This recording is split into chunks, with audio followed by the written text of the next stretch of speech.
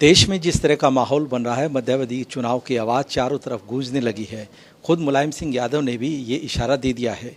इनेलो supremo Om Prakash Chautala हमारे साथ हैं, उनसे हम इस पहलू पर करेंगे खास बातचीत। जी, मध्यावधि चुनाव की जो है आहट आ रही है, आप क्या कहेंगे, हो सकते हैं ये चुनाव?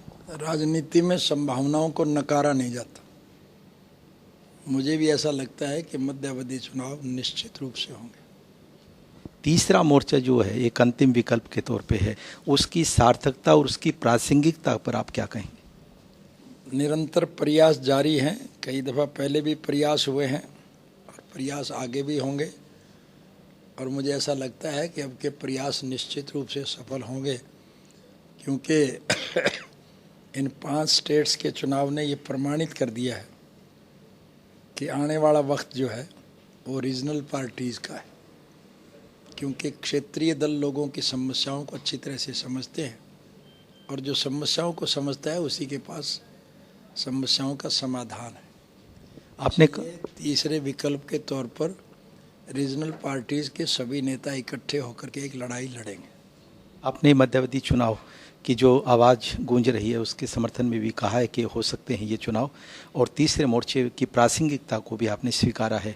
तो आपकी पार्टी की किस तरह की नीति, रणनीति और एजेंडे रहेंगे इस चुनाव को लेकर, यदि होते हैं तो?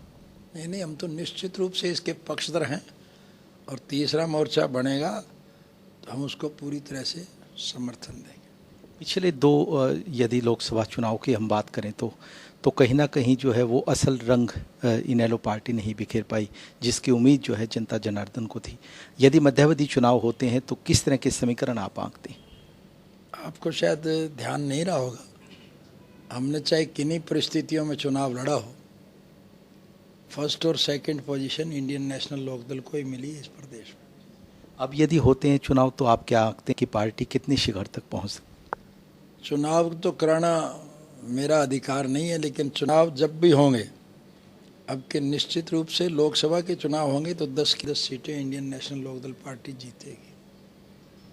यदि मध्यावधि चुनाव होते हैं देश में तो इंडियन नेशनल लोकदल के बैनर तले जो है लोकसभा की 10 सीटों पर इनेलो जो है काबिज होगी, ऐसा सुप्रीमो का दावा है।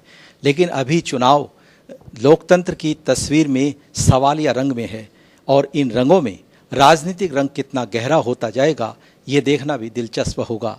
हिसार से बुलंद वर्मा के साथ मुकेश सोढ़ी, PTC न्यूज़ हरियाणा।